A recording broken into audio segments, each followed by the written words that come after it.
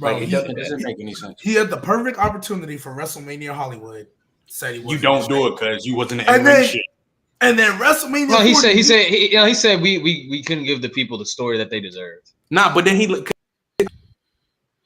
I think he said that, and then it was like a college game day, and he said, "Bro, come on, bro, like, come on." And then the next year, You try to you Devo try to Cody mess spot, up a story. And then and this then you year, it's realize you literally messed all it set up. up. You realize you I messed watched it up. that. You flipped the script, which was a great thing to do. We got what we wanted, and then you said, "Oh, when I come back, whoopty woo, I'm going to you." Now the plans got scrapped. And he over here making he hugging and kissing Cody on stage. And realistically, G, the reason why I think he got scrapped, bro, I think he wanted to go over. And I've been saying that. I've been saying Cody. I said, of course he did. Look at this nigga's Hollywood contract, bro. Like they can't lose in a fight. I think Triple H and them was not going for that, so that's why he didn't go over. Yeah, that's because bro, like think about it. When he came back the first time, that was like one of the few times it was like, yeah, I'm gonna go ahead and need to beat Cena. When it like once in a lifetime, give Cena the win. Cool, we move on.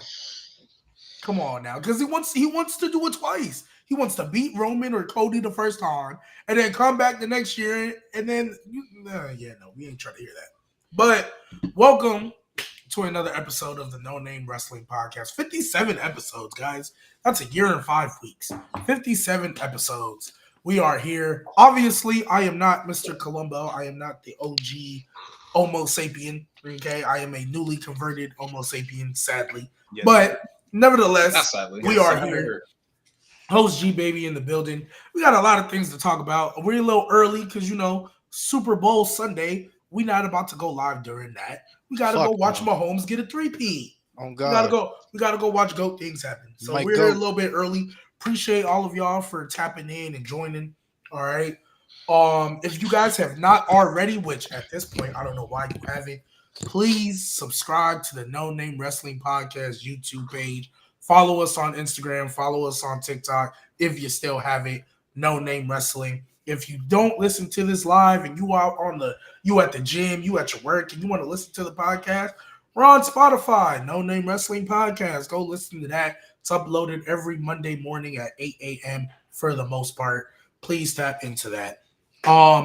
We might get a couple of y'all in here later on. If you guys have to have a mic, of course, have to have a camera. We don't want to see your knees. We don't want to see your shoulders. We got to make sure, because you might say something where they're going on a clip. So we got to make sure you're ready for that. But starting off, I titled, we'll just get straight to the title. I titled this show the way it did because we had our immediate Royal Rumble reactions. Jey Uso, we all kind of said, didn't see that coming, but hey, yeet. Nate was there. Malik was there. The crowd was going crazy. Like everybody, I mean, let's be real. How many times do people really ask for an encore of your entrance?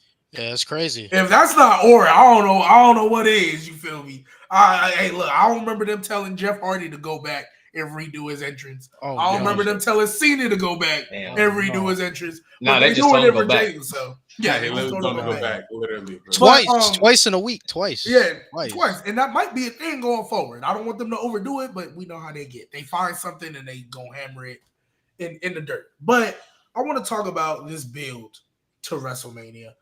We did talk about Jey Uso at length last week. Nate, I don't think you were here for that because you were still on the road. But and Lewis, I don't think you were here, and obviously Trent, you weren't either. So we'll just start with Jey Uso off rip. Do y'all like now that it's been a week? We've had some time to settle, right? We don't have the immediate shock factor. Do y'all still believe it was the right decision? And as like a second part to that, what do y'all feel his direction and how he should tell this story should go? Because there's two good options. All right. So I'll go first. So, G, since you did something you didn't want to do, man. So I've been labeled as a Jey Uso hater. You guys know, whatever. How I feel about the man is different. How the man actually is. How I feel about somebody's talent. One thing I can't deny is that the man is over. And one thing I refuse to do is, especially when it's one of my podcast mates, Nate, one thing I refuse to do is, now that this man is at the pinnacle of his success, I'm at the point I refuse to slander him. So Nate, the same way you were happy with me with Damian at WrestleMania, my brother, I will show you the same support. You were the fake Jey Uso, and you deserve the moment. And I would like for you to be the first guy I do the yeet with, if you don't mind. I've never done it. Yeet. Yeet. So with that being said, yeah, the dude deserves it. The dude deserves it. Jey Uso since the Royal Rumble was supposed to be what the Royal Rumble was supposed to be. Those mid card guys that need to break through that glass ceiling as a single star. And the fact that he won the Rumble is insane. The fact that they're moving forward and trusting him to be the main event, that's really solidifying. So regardless how I feel, you listen to the crowd, they're with it. It is the right decision. I am man enough to admit that. And yeet. I mean, shit, man. I mean, when you look back, to Lewis's point, when was the last Royal Rumble winner that actually like broke through? Like, when was the last time we actually seen that? Last one I can think, Drew McIntyre, exactly, 2020. Because Cody didn't need it either time. He didn't really. 2023, you could argue, but he was already over that shit. Like we knew he was. It was only because there was only one. Because there was only one champion, you could say for the story he needed it, but he could have just waltzed and be like, "I want the title." People were like, "All right, cool." Edge didn't need it because Edge. Brock did not need it because it's fucking Brock. And then Cody second time didn't necessarily need it. He could have gotten there another way. Drew McIntyre is the only one that I can think of in recent memory that's like, okay, that caused him to break through. So, like Lou said, man, supposed to make stars. And as far as who he faces, I mean, I love Gunther. That's my glorious king. But if he ends up beating Gunther, I'm fine with it as long as Gunther gets his lick back. Jay can have a cool 2-3 month reign. If Gunther, run it back, King of the Ring. See, that's what King of the Ring winner. That's what I'm grateful for. I never thought, and I'm being so serious, I never thought Gunther would ever main event at WrestleMania. That was the one thing I thought in his career he was never gonna get. And I'm praying, because if he has that, I can finally push the lock top 20 talks, bro. I can finally push it. Oh yeah. I can finally. He's on his way. Oh, he's on his way, bro. He's on his way. When it's all said and done, bro, he's gonna be top 10. When it's all said and done. It's just crazy that people are really mad. People always talking about, it's always predictable this, predictable that. And then when you have something unpredictable and you have the most over guy, or your second most over guy in your company winning, it's a huge issue. I just think people just don't like Jey Uso. That's just what it is. Like, I'm happy with he won. Obviously, I wanted my GOAT to win, but if you just look at base of the booking, honestly, the GOAT John Cena, based off like booking, he's a loser right now. And he won a match in almost a decade? Like, 4 or 5 and it's funny because people call Jey Uso a loser. That's what I'm saying. Like, John Cena right now, John Cena right now is a loser. I'm not gonna lie, he's a loser. So he has to build back up to where, that's what I'm saying, to where he got to get back to regular John Cena, to where you already got Jey Uso, who's been trying and pushing, and he's already your second most, or probably your most over guy in the company, period. And he won the Rumble. I don't see no issue with it. I'm not gonna lie. Trent, somebody asked for your YouTube. My YouTube is just my @ is TR5NT. It's the way y'all spell it up there. Yeah, it's the way it's there. But I'm glad you brought that up, because obviously we know the internet is not a real place, right? Twitter is not a real, or X is not a real place, and we have to take what we see with a grain of salt. But I do find it funny, the shift. Like it reminds me. And hear me out when I say this. It reminds me of when Allen Iverson was on his way. He won the MVP. He was almost like the underdog because everybody felt he ain't had nothing around him. Then he had that press conference. We talk about practice. And all of a sudden, the media started to hate him. They love you when you're on your way up, and they hate you when you get there. Jey Uso, and again, I was on TikTok. We were on this show. The amount of outrage we saw when Jey Uso had that 2-week title reign, just to throw him back with the bloodline, which me and Lewis predicted. We literally said, he won. That's cool. He's about to lose right away because we need him for War Games. And sure enough, that's exactly what happened. The amount of outrage that I saw. Oh, why aren't y'all? I was tight. I was tight. Heated. In a star-studded rumble, because let's be real, CM Punk is probably the only other person, based off the story they've been telling, that like, okay, you could have won that. Cena, based off the story they've been telling, shouldn't have won. You haven't won a match. And you lost to Thumb Boy when he was the enforcer. He wasn't even like leading the new bloodline. Do y'all know who Jey Uso is? He's the main roster Johnny Gargano. If we're looking at the timeline, right? Johnny Gargano was aside from hate you, bro. No, that's not what I mean. Because you know how niggas don't comprehend. No, niggas don't comprehend. NXT. Listen, besides the heel turn, because Jey Uso didn't have it and he won't have it, but hot as fuck, keeps losing, can't win the big one.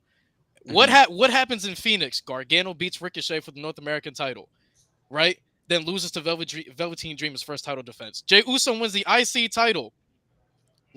Beats Xavier Woods, but then loses it back to Braun Breaker. And if people are like, yo, what the fuck? Like you can't pull the trigger? What happens? Johnny Gargano was supposed to beat the biggest villain in NXT, which was Tommaso Ciampa, right? For the NXT title. What's about to happen? Jey Uso's about to beat the biggest villain in WWE right now for the world title. He's Johnny Gargano on the main roster, dog. Triple H found his Johnny Gargano. He found his Johnny Gargano. I mean, yeah. I mean, and because he know he can't push Johnny like that. Unfortunately, yeah, he can. Exactly. The fact that they're getting no reactions is beyond me. But it's a shame because he's actually trying with them. Like he's actually trying. But either way, I'll just blame the crowd for that. I didn't mean to interrupt you. Go ahead. No, it's all good. It's just when I look at it, because we called them, we brought up how they were fickle, right? How fans were fickle. We always talk about that. It's not even. It needs a new word for fickle, bro. It's like. It's just they don't know what they want. I don't get it. I don't get it. They're just bitchy, bro. I don't get it. They're toxic.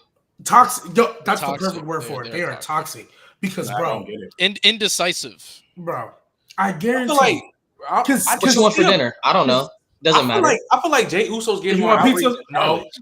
You want Chinese? I feel like Jey Uso's getting more outrage than Charlotte. I don't even want to eat. Can I get some of your fries? like, bro, what's his name? I think that it's crazy to me that Jey Uso's been more outraged than Charlotte. Oh shit! Well, here's the thing. God! You know what's funny? Online, that's how it is, but in the arenas, people ain't buying that Charlotte. Yeah, which I'm cool with. But I'm saying online, it completely flipped. It completely. But I'm saying though, like the fact that Jey Uso's getting way more slander than when Charlotte just going back to a title. Like, bro, that shit. Like, you don't need to have Charlotte win the Royal Rumble. You don't need to. Like, you're Charlotte. You're an icon. And see, the thing is though. You don't need it. The thing is though, like with the women's Rumble, and I actually mean this with no disrespect. Who else was gonna win that Rumble? Right? Like once they announced Charlotte was coming back, it was like. But it's like Loki. That's how we're looking at the chamber. That's Loki. How we're looking at the chamber. Right. But they did the same. But they did the same in 23 because when Cody what's his name? He came back at the Rumble and they what's his name? You already knew in your head like, all right, bro. You're gonna win the Rumble. Yes, but with Jey Uso, the reason why I'm kind of shocked about it is like, yes, you had all these other guys that probably could have won, but again, for me, other than CM Punk and John Cena for the nostalgia part. But even then, it's John Cena. If John Cena walked up to Triple H and said, give me Cody, is he going to say no? If CM Punk went up to Paul Heyman and was like, hey, y'all, I'm going to need that favor, are they going to say no? Seth Rollins doesn't need it. Roman Reigns damn sure don't need it. Drew McIntyre was But G, that's the point. But look, that's the point. We got an unpredictable Rumble with a star-studded Rumble with Jey Uso winning, which is great, and people are outraged. But Charlotte getting the 2023 Cody Rhodes, mad predictable, wins the Rumble. I don't see that much outrage. I think that's whack. I think that's mad lame. And like Nate said, that's why we say the internet's not a real place. Because in the crowd, and it's funny. I feel like they try to. I'm not gonna lie. I did feel bad for Charlotte. No, for real. You came back off an injury. You was out for over a year. Like. And she was like, that was the hardest year of my life. She said, it's the hardest year of my life. They was like, boo, we don't care. Boo, nigga. Don't do something without a belt. She did the mental health struggles. Her divorce just got announced. They said, boo, nigga, we don't care. Go do something without a belt, bro. And then went to SmackDown and then tried to cut a heel promo, and there was a little bit more sympathy because I think some people kind of felt bad, but even then, don't nobody want to see that. No, again, bro. Nobody wants to see it. So again, and you know what this means? That pop for Tiffany Stratton when she goes over. I'm telling y'all, bro. It's roof off the place. You think she going over? And that's what I'm scared about. I bet $10. I'm actually scared. I'm terrified. Let's talk about actually. Once she puts in that figure 8. Oh my god! I got faith. I got faith. Her flexible ass can get out. Number 14, whatever the fuck number she's on. That's sick. Let's transition for women, not for men. Not for in general. I think she's at like 13 or 14. She's at 14, I think. But let's transition to that. Yeah, she'll be at 15. Let's transition to that. How scared are we for Tiffany Stratton in this Mania match? Very scared, bro. I'm terrified. If I give a percentage, like 75%. I'm calm. Yeah, I'm calm. You, Lewis. You gonna be calm till you see her locking that figure 8. Once she does the bridge, it's over. Ain't nobody break. I don't even think Bianca broke out of that. Because I feel like don't worry, we there, bro. Don't worry, bro. We there. I feel like Tiffany is mad young. They can still give her, like, feel me? She's dumb young. She just. You're so sick for thinking that. I hear you, Trent. I hear you. I feel like that's WWE. You know I don't want. Man, she'll be fine. No. Yeah, the Triple H boy should be fine. She'll be fine. Hey, I feel y'all. She's got her whole career ahead of her. I'm gonna bring an example. Even though obviously she wasn't as young. Asuka. Jesus. That's different. Asuka, that's different. No. Trent. She needed that win. Asuka she needed that win. She needed that win. At the time, bro, don't do that, Trent. Bro, this is different, though. I think this is different. This is mad different. It is different. But even then, I see the comparison. G's trying to see it, but like you got to think though. No. So if they can put Charlotte over Asuka, who had a 914-day undefeated streak, this wasn't used to elevate somebody. Charlotte was already established at this point. She was already like a 6-time champion. Yeah. So I'm looking at it like kind of different, just because number one, I feel like what was that, WrestleMania 33? How long ago was that? Even though it was 34. Still wrong, Asuka should have won. That's why I agree. How long was that? Like 6 years ago. 7. Oh, 7 years ago. Yeah, that's crazy. But yeah, that's crazy. Now I feel like they might give her another moment just because she put somebody over. I feel like they would do it, but I don't want to. I don't want. I don't want her to win. Because here's the thing, like even though it worked, I'm cool. Even though it worked out for now, Tiffany, she puts her over. Cool. Because I think with Tiffany, because like for example, when she faced Becky Lynch, even though she had a star-making performance, in my opinion, I still think it would have been better if Tiffany won. Right? I know we were transitioning to Lyra, which was fine. That's cool, but I still think Tiffany would have been better served with a win. Because even though she had a great performance and a loss, we still lost. I'm scared that's the route they're going to want to go here. Because again, we know from here to April, that build is going to be atrocious. But once that bell rings after the first 7 minutes, that match is going to be amazing. That's the Charlotte formula. Bad build, great match. So we know what we're going to get. We're going to get that. But Tiffany is going to get caught in that figure 8, and Charlotte is going to bridge. And unless they do like a whole knee injury angle where she can't get up, she's going to be in that thing for a minute. Oh, my God. Please don't. Please. Who says it's going to be a minute? Who says it's going to be a minute?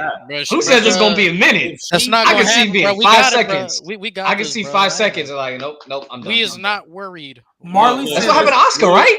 Asuka didn't even survive that long. No, she got in it and she was like, she was in that bitch for a minute. Asuka was in it. She was? Yeah, she was in it twice. Okay. We is not worried at all. We're not worried. Yeah, I'm so sure. This ain't number 45, Charlotte. I promise you. I'll believe that when number 45. I'll believe that when she loses. We are not worried. Yeah, I'm not gonna lie. She'll be 45 once she hits 17. I gotta see her to lose back to back for a championship at a Mania to where it'd be like, all right, she might. No, don't worry. Tiffany gonna start it, bro. We here, bro. I hope. We'll see. Shit, I hope so. Who did she face at Mania the year before Rhea? Ronda. Oh shit. Oh well, she lost. Technically, you think they gonna give Charlotte 3 straight losses at Mania? No, wait. Oh yeah, she did. No, It was Charlotte off of won. disqualification, Charlotte right? won. Oh wait, It was she off of beat Ronda. She beat She beat Ronda. Ronda, right? She beat Ronda. Ronda She beat won her. it. She Ronda beat won off it. a big boot, right? Yeah, Backlash, right? Ronda beat her Yeah, at it was something WrestleMania big boot. Backlash. Oh Damn, that match is so bad. We don't remember who won. That's It was Damn.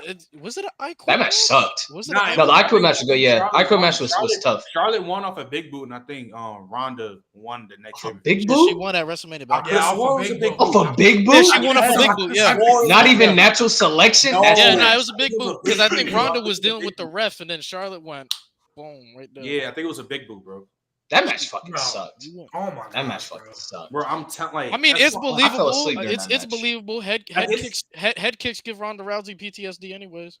That's a good cook, but It's a good cut. bro, like Appreciate that's it. why I'm saying, like G-Baby, like I hope we all pray, like Tiffany Stratton, she goes. Y'all over. just, bro, y'all gotta be cool, man. Tiff got this, bro. She Yeah, ain't Lewis, fail us number yet. 15. Lewis, I don't like how you doing it because you in fake denial though. Like you trying to act like hey, that's But not no. bad. This is what I'm deep gonna down, say. Now, deep this, down, I'm on both my knees praying to God. because bro, they keep calling Charlotte the greatest women's wrestler of all time, which we know is far from the truth. Yeah. So I'm like, they're gonna give her 15. I mean, a lot of They people think still she go, pushing though. that shit. A lot of people think she they always pushing that shit. and I'm not gonna lie, the same people who pushing that they come on, bro. Like the people who push that she the GOAT, you're only talking about the match quality, I guess, or the accolades. That's it. Because she is never actually. Let me stop. That's disingenuous. Since Becky Lynch slapped her across the face, she has not been a bigger star than Becky. She has not been a bigger star than Becky Not at all. since Becky slapped her across the face. And I'm not gonna lie, Charlotte, even on her, because we would argue her first run as champion is probably her best. And then there was like a second one that was pretty good. But other than that, her first run, that was her peak. Nobody is touching. The only people that I can argue come close as far as peak wise would be Rhea Ripley because of how big of a star she is right now. And Bianca Belair once upon a time, even though this tag team run that she's on is kind of fizzling her out. Oh, no, Bianca Belair, that peak for a convo minute. later. That's gonna be a nasty What? convo later. The Bianca convo.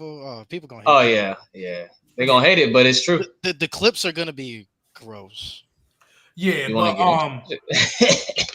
I mean, well, real quick to wrap up the Charlotte Tiffany thing, because first off, I get Triple H's. He wants to make everything unpredictable, which you should. In a scripted show, you want people to question. We know we're not getting that fucking trilogy, and we know she ain't finna go. So let's yet.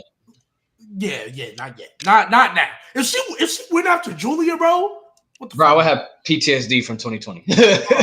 Oh my god. I'd probably Be literally have the same more thing. than I probably. I didn't think. Once she puts Julia in that figure eight, Honestly, I didn't think Rhea was gonna recover. I didn't think Rhea was gonna recover, and she did it for a while. That was bad, bro. That was bad. Yeah, bro. That was bad. She was cooked. That was bad. She was. I'm not gonna lie, He was cooked. This her choosing an NXT champion winning the Rumble, that just threw me off off the rip. So Because they wanted to make NXT legit, bro. So and then also, so you choose Rhea out of all fucking people, like Adam Cole, baby. Like, I mean, it could have worked if Rhea just won. Charlotte versus Adam Cole. Yeah, I mean, it could have worked if Rhea. You're not lying. If Rhea won, bro, that's what I was expecting. I was like, okay, Rhea's gonna win. That's fine. Bro, she got in that figure eight. He said, "What the fuck?" But also, she didn't even hold it that long. She lost it at the next takeover to EO. Yeah, her next title defense, I'm pretty sure, was Mia Yim on a regular TV match. Well, yeah. She did defend against EO too. Yeah, she defended against EO 1-on-1, then the triple threat. Yeah, man. which if you just wanted to transition to EO, why couldn't EO just beat Rhea? In your house, yeah, right, yeah. It could have, like the triple threat was gas, but it was, but you didn't need it. Yeah, you did. Just like everything with Charlotte, the match is gas, but you didn't need it. So my thing when I look at it to kind of wrap up the whole Tiffany and Charlotte thing, we know that's pretty much the match we're gonna get, and it's gonna be a horrific build. Right? So let's just get there and let's have a good match. Please, I said this last year. Sometimes We don't need to overcomplicate simple storylines. You have some layups. It used to be my big criticism for Tony Khan. Triple H. We don't need to overcomplicate this. I get trying to have some unpredictability. Who's she gonna choose?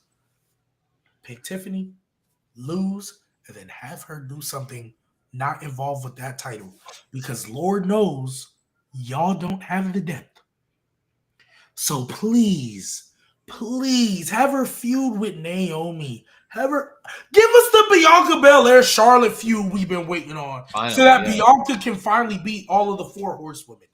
Just give us what we've been waiting on, please. And is Jade actually injured? Because I'm shocked she's not back. Nah, she's been training up at the Performance Center, from what I've heard. Oh, okay. So you know what's crazy, bro? You could have avoided all that if you just put her in NXT, but whatever. You know, that's what it is. She's too big of a star being NXT, bro. I ain't gonna lie. I don't care, man. They got Julia and Stephanie back here. I agree and disagree because Jordan Grace is in NXT now. She's gonna go. She's starting in NXT? Bro, they said she's gonna start in NXT. Well, I think it's kind of like I just knew she was gonna be in that chamber. Yeah, that was my pick to win it. Yeah, so I think it's kind of like because they got Roxanne moving up. So yeah, I feel like it's kind of that makes sense. Because now they put Jordan Grace in there. Okay, I can see what you're saying. But when she first came, I was like, nah, she too big for that.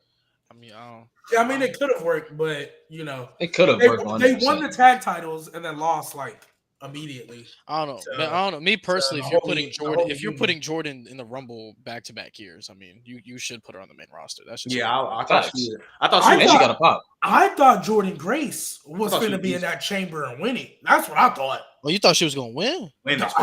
Honestly, yeah. Because what better way to show her dominance than have her win the chamber? Because you giving her that Jade Cargill book when she was supposed to get, or when Shayna first got up here. When Shayna first got up here, she took out everyone. I wouldn't hate it. Like I mean, Bianca's. You put her against Rhea? Is it Rhea? Right? For real? Well, yeah, that's what I assume. Because so we'll talk about this too. Io, everybody swear that's the Mania match, and it could be. I hope, but like she about to be Dakota Kai back, so they about to tag against Liv Morgan and Raquel.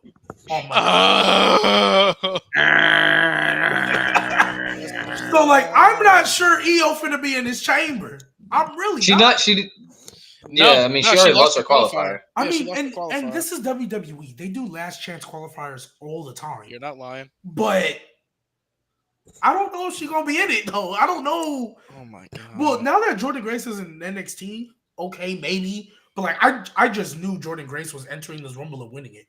Because we have Liv, Bianca, Alexa. Yeah. The other qualifying match is Bayley, Lyra. Bayley's probably gonna be in that. So that's 4. And then there's another one on SmackDown. Oh, Naomi is qualifying against somebody. Against Chelsea Green. Champion versus champion. You're gonna have you could have up to 3 champions in this chamber. Why? Regardless of what's gonna happen, you're gonna have 4. Oh no, you can't. 3. This the shit that pisses me off. Like matches like the Chamber, matches like the Rumble, matches like Money in the Bank, like shit like that is where you throw in some of your underutilized people and showcase them what they can do so that they can be familiar. And you're putting champion against champion. Why the fuck do we need that? Why the fuck are your tag team champion? Why are your tag team champions going after the singles title? Why don't have tag teams? Why was Bianca Belair and Jade Cargill going after the United States Championship in the tournament, and now why are Naomi and Bianca going after? What's her name? Wasn't live? You literally have WrestleMania around the corner. You have a guaranteed WrestleMania match. Wasn't Live Vicarious just in the qualifier match? She's facing Bayley. Yeah, she's gonna face Bayley for it. Jesus Christ! Don't. Meanwhile, you know who she feuding with? Ivy now. Which is good. I mean, it's good. It's a mid card. It's a mid card, as it should be. As it should be. Well, why is she? But I think it's to the point where I think Triple H know people don't want to see that. And then he did release more talent to. I'm not gonna. Okay. Do we want to get into the releases? Do we want to get into the releases? Yeah, I'm not gonna lie. And to an extent, I mean, because I'm not in the wrestling business. Obviously, y'all know I'm more into football and stuff. This is how I view with some of these releases, like AOP and stuff. Like, why did y'all come back? Like, why did they bring them back? No, why did they bring him back? Because Triple H Triple H felt probably bad put up a false that reality Vince on him. released him. That's what I think it is. But like, what are you gonna do? But here's the thing, though. Here's the thing. This is what I feel like Triple H did. Right? This is what I genuinely feel. I feel like when Triple H finally took over, because he did it with Hit Row, he did it with Emma. Well, Emma. He felt Tegan bad. Knox. He felt bad that some of his guys and people that he valued in NXT got released and didn't get a fair shot. Yeah, because like B-Fab got released like 2 weeks in. Y'all didn't even get a chance. Bro, I just generally feel like, though, if you're not making a big push or doing like great work at like another company, like what Jacob Fatu was doing, like we already knew what he was doing. That's why I say he was a good fit. Like reinvent yourself like a Drew McIntyre or Cody Rhodes. For WWE wise, bro, don't come back. Like just go to another company.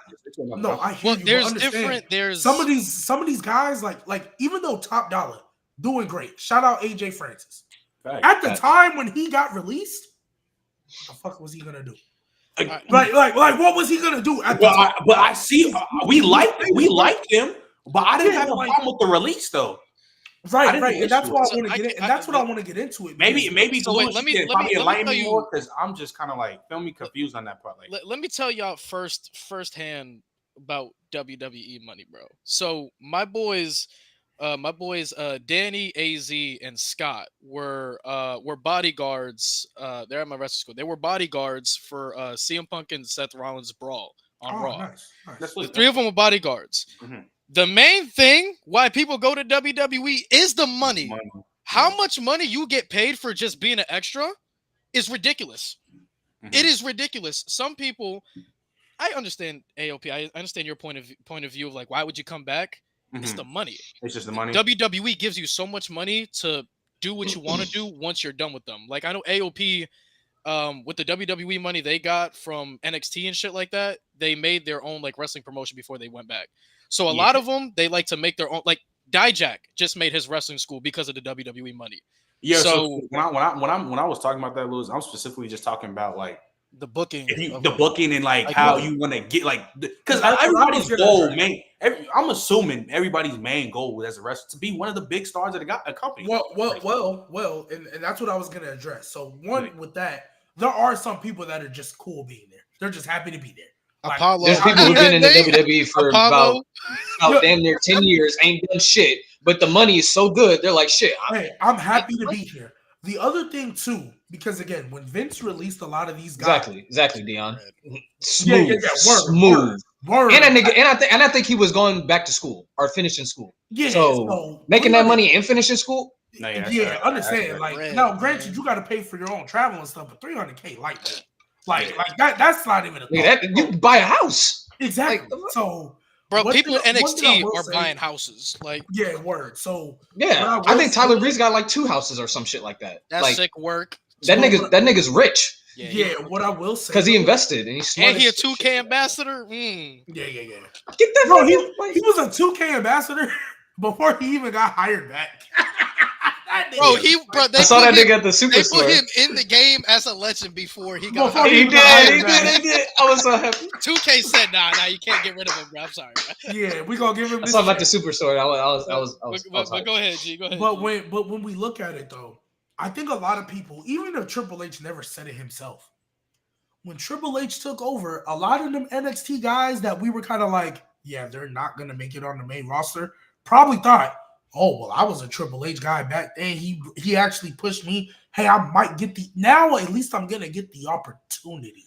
And I think that's what is kind of like what's not said, but what people are thinking. Oh, this is like, think about it.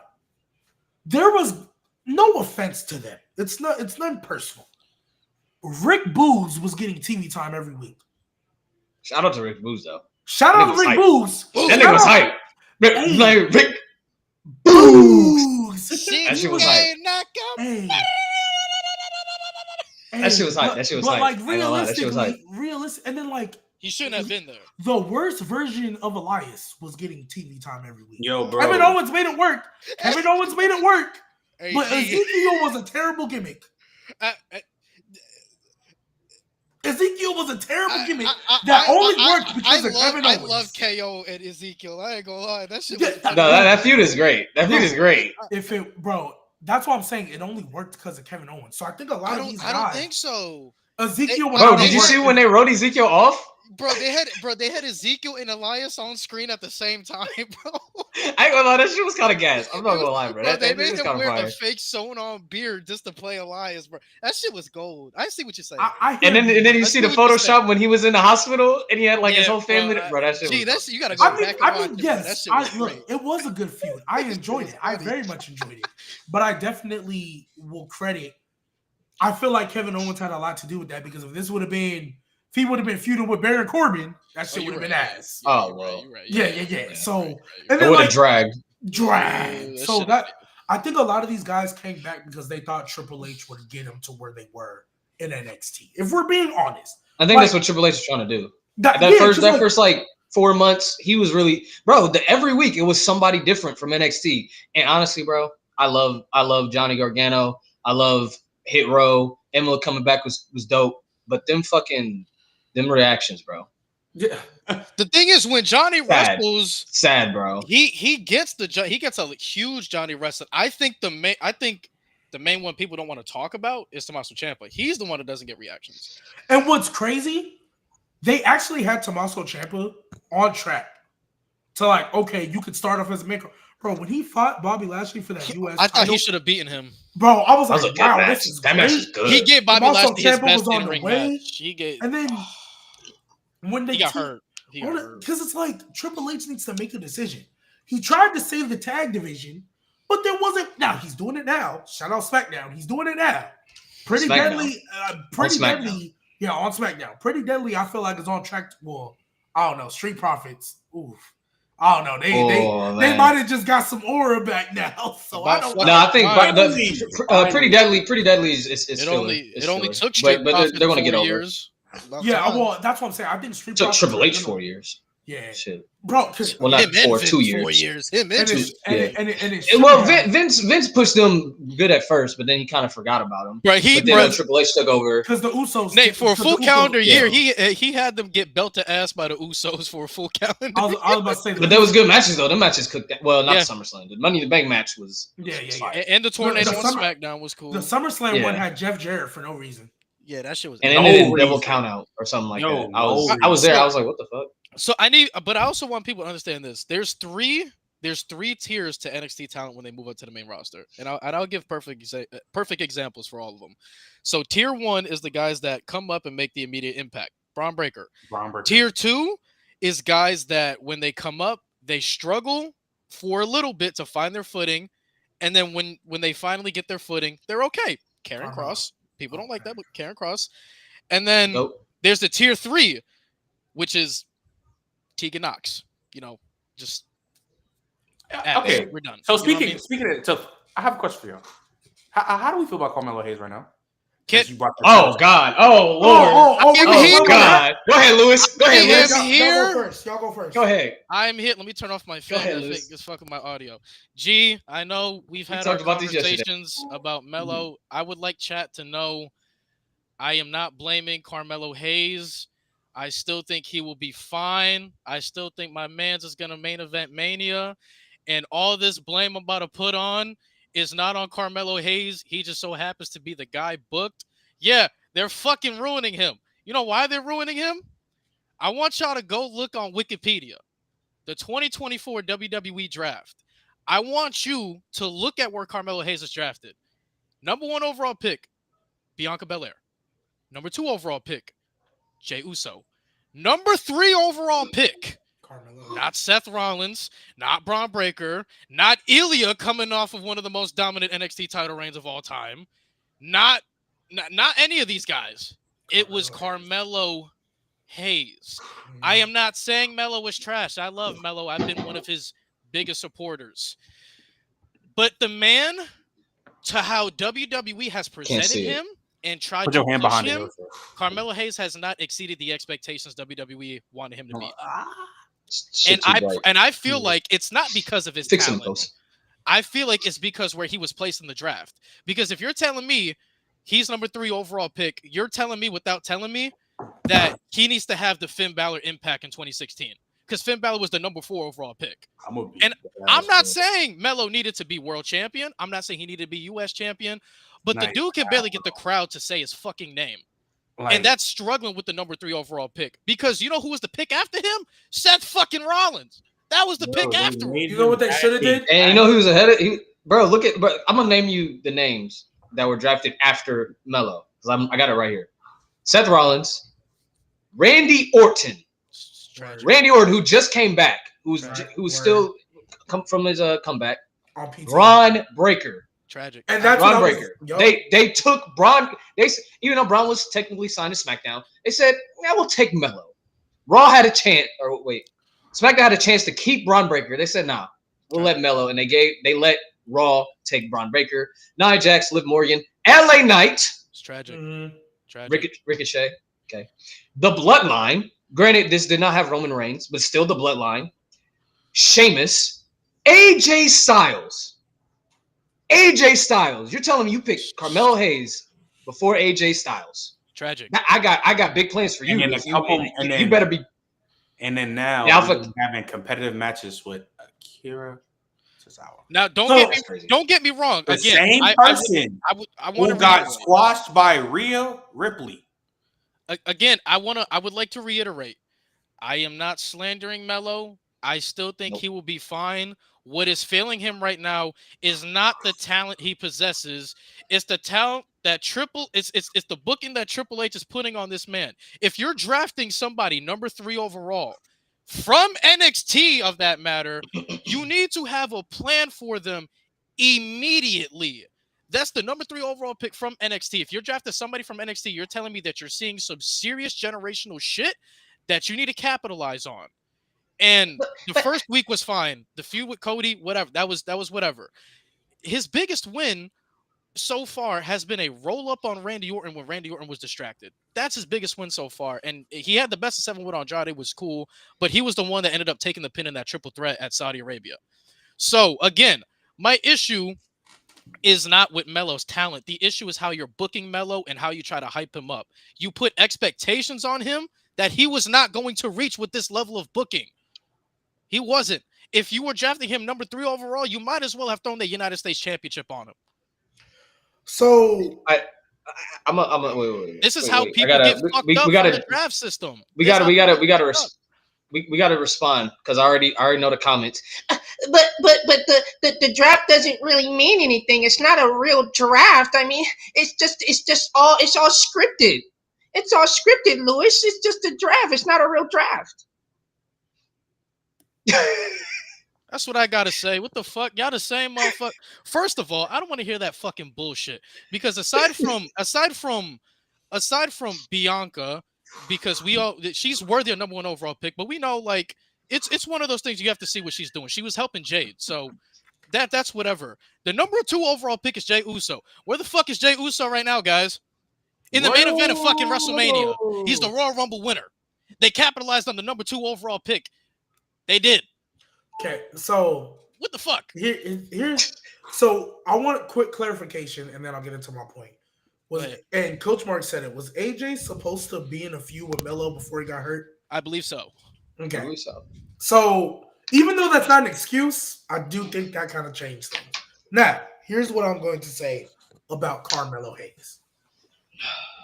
I get it's not what we wanted. I get we know his potential, what he could have been, and this is just mid card. Like I think he could have been a great U.S. champ already. Cook it. But I feel like, and I usually don't do this, so I'm gonna sound like a hypocrite. I usually don't do this. Are you about to say some shit I didn't think you say? I think we should just let it play out. I'm gonna sound like a hypocrite. I'm telling y'all right now, I'm sounding like a hypocrite because I usually don't say that. I agree. Right? But me personally, I actually think he's fine. And here's why. I mean, he's fine, but yeah, overall he's fine. But is if this was anybody else, like right, and they're cooked. And that's why I'm saying I think he's fine because he's still. I think the character that they're trying to portray is he's the overconfident, overcocky rookie.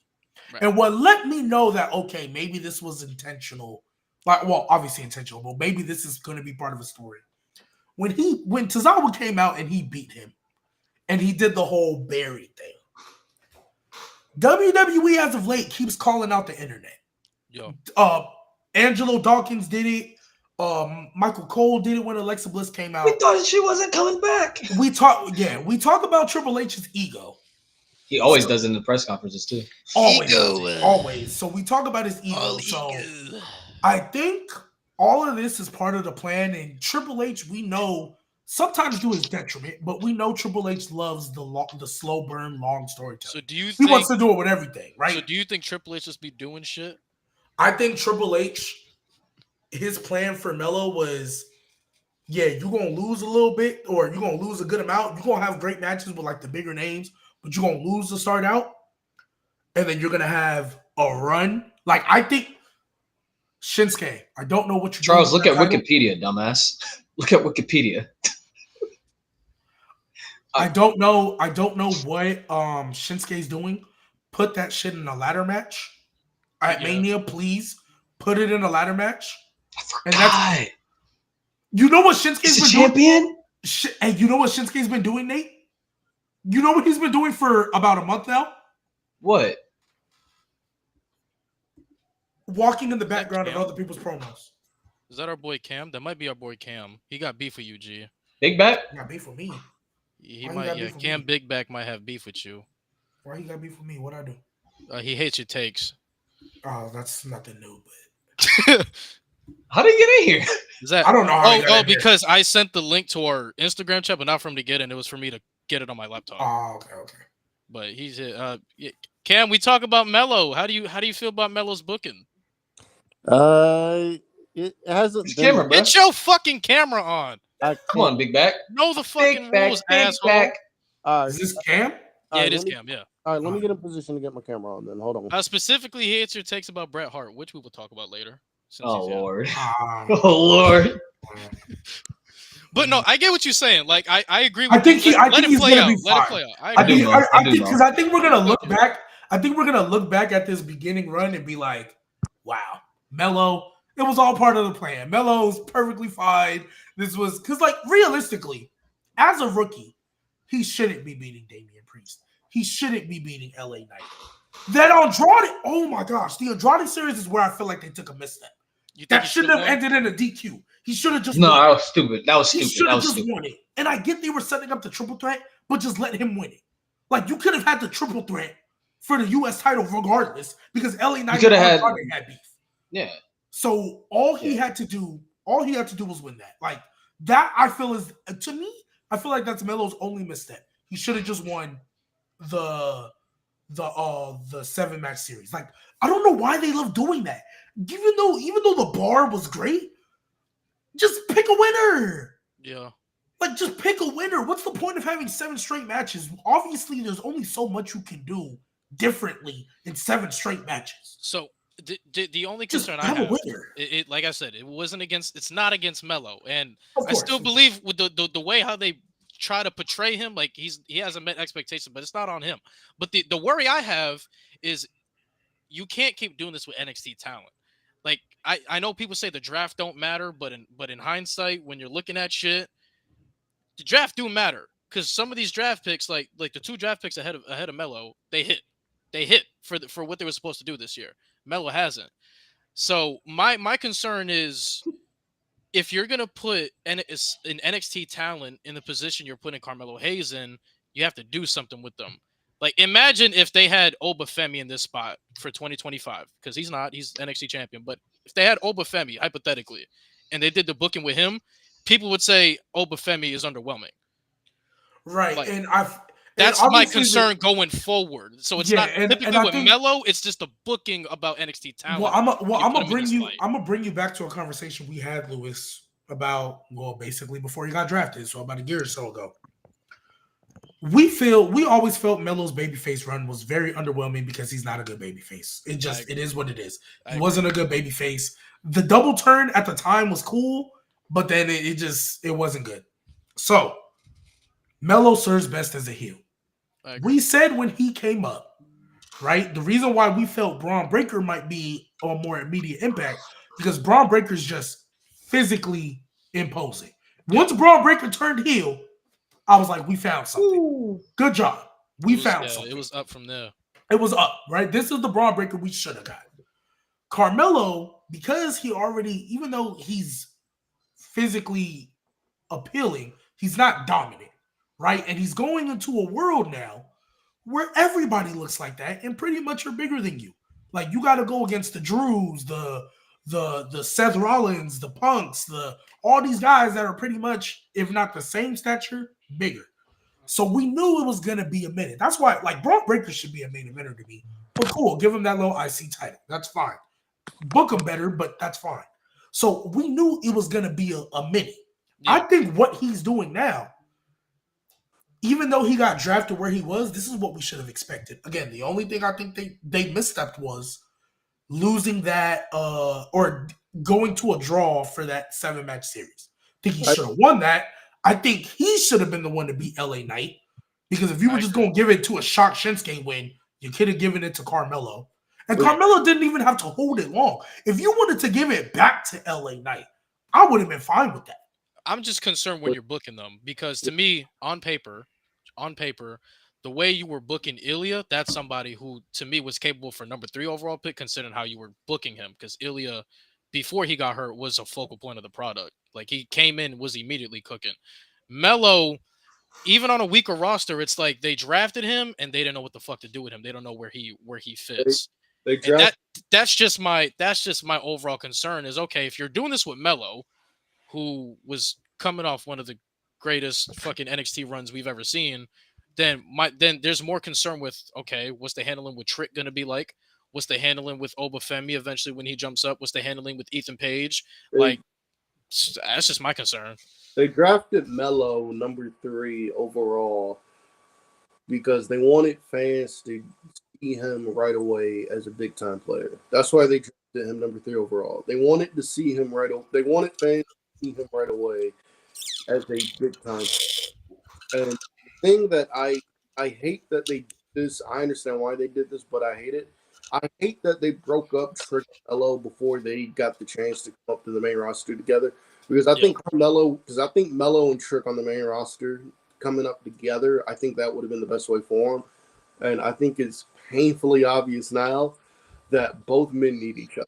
Carmelo needs Trick and Trick needs Melo. And I would like to see a storyline conducted sometime this year where Melo and Trick, I know they had like a blood feud last year where like Melo turned on Trick to sign the third.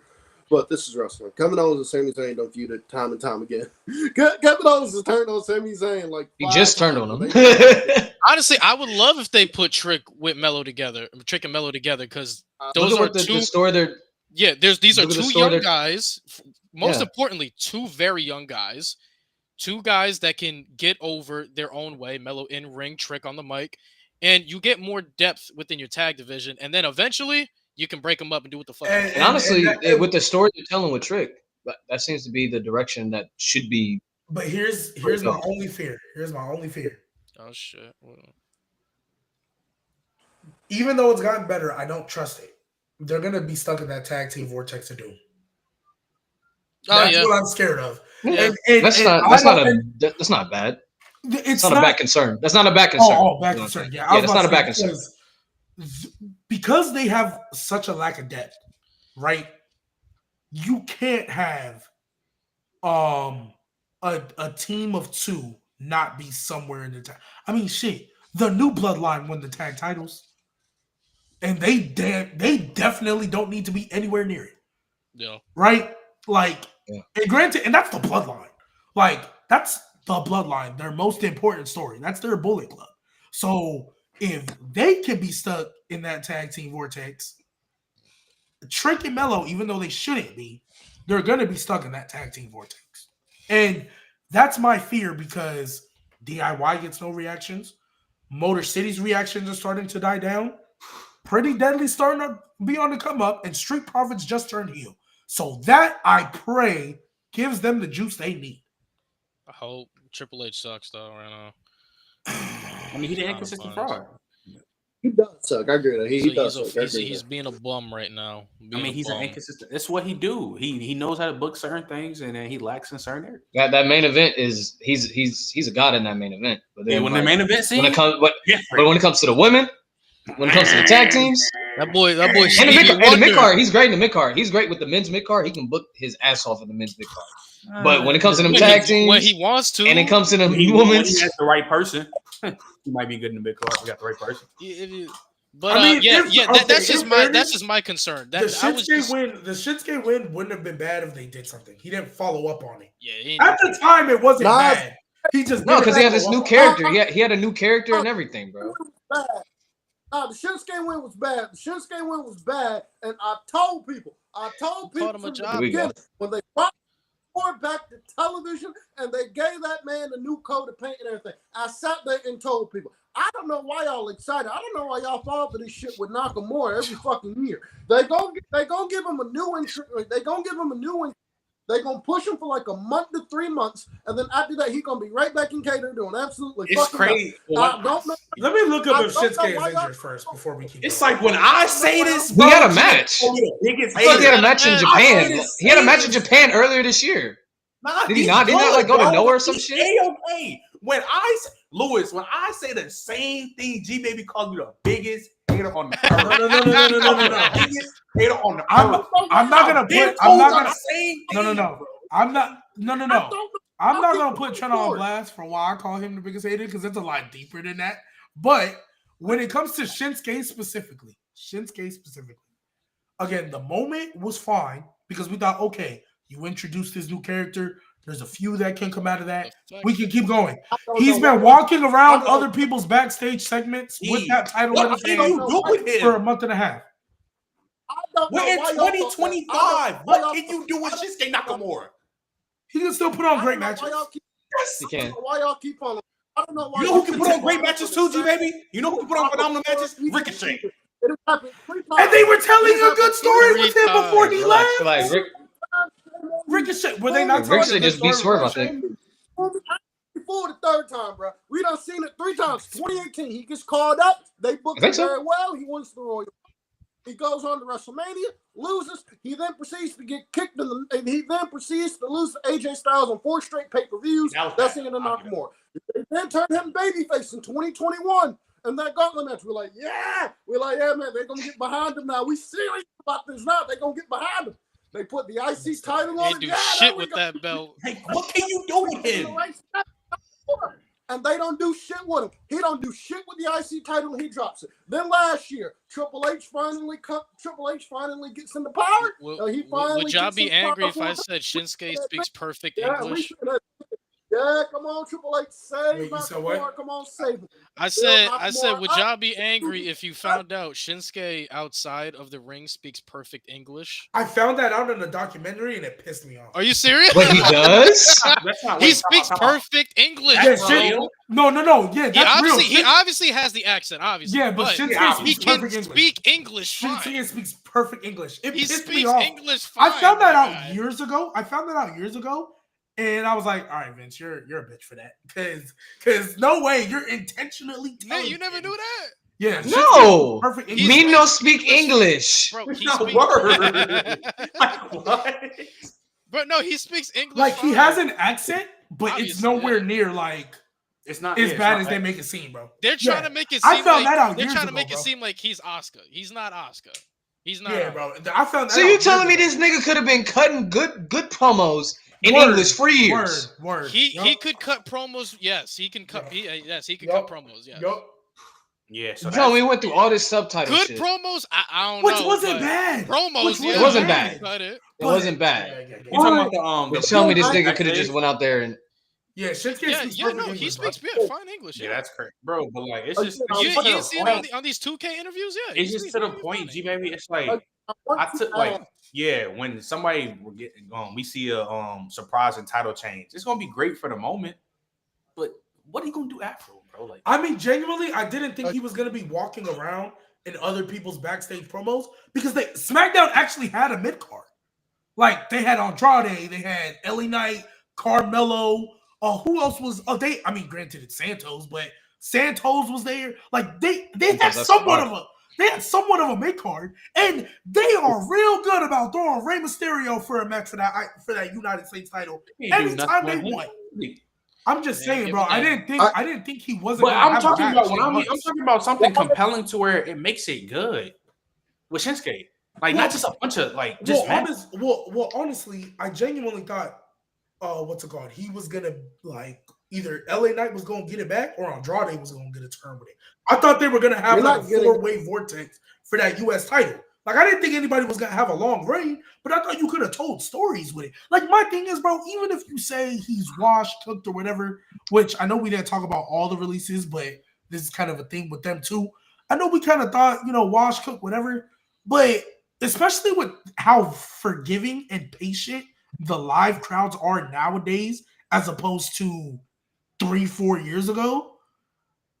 You give them a story to tell on TV, they're gonna be invested.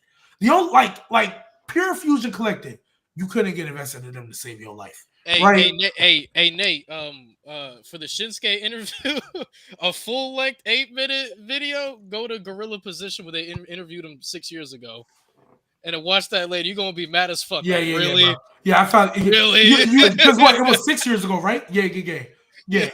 You gonna be mad as shit, bro. Yeah, bro. I found that out, and I was like, wow, you guys are fucking assholes. And I asked y'all with Nakamura, why are y'all shocked that the man's character is presented as something that cannot speak English? I'm not shocked. It's just kind of like, dang. What they do with Asian talent, they can't speak English. This is what they do with Asian talent. They either can't speak English or they get turned into comedy characters. I don't know why I'm y'all not shocked. It's not that I'm shocked that they did that. It's shocked that he actually spoke perfect English. Yeah, I gotta see that. I didn't know that. I gotta see that. No. I found out years ago. I've known for years. Yes, I've been known for years. I saw him up, down, with like. So my wrestling style. Yeah, who got a May? I think you got a. This nigga can speak clear English. Oh wait, that's talking right now. Wait, whoa. TV said me don't speak English. No, play it again. Oh, wait. I think you can share. It's Gorilla Position, so we wouldn't get copyright. It's not WWE, so I think you could put it on screen and we can react to it. Wait, can we? On YouTube? So. I believe. Yeah, Gorilla Position's on YouTube. Yeah. Talking about. Say it. Play it again. That boy speaks perfect English, bro. Cause I don't hear it right now. Oh wait, Nate stopped it. Oh, you want me to play it? Y'all's talking to me. Yeah. If you can. So now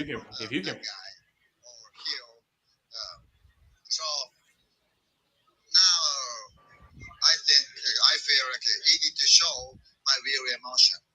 Bro, we can speak. Yeah, that's And how you Bro, this nigga can speak English, bro. He could. You could. Bro, my man's can speak clear English. Shout out Gorilla Position. And they said, "No, motherfucker, cut that shit out." Bro, like every time I think that he could speak clear English, I always remember when he was fighting with AJ Styles, and they were getting ready for I think the Money in the Bank match.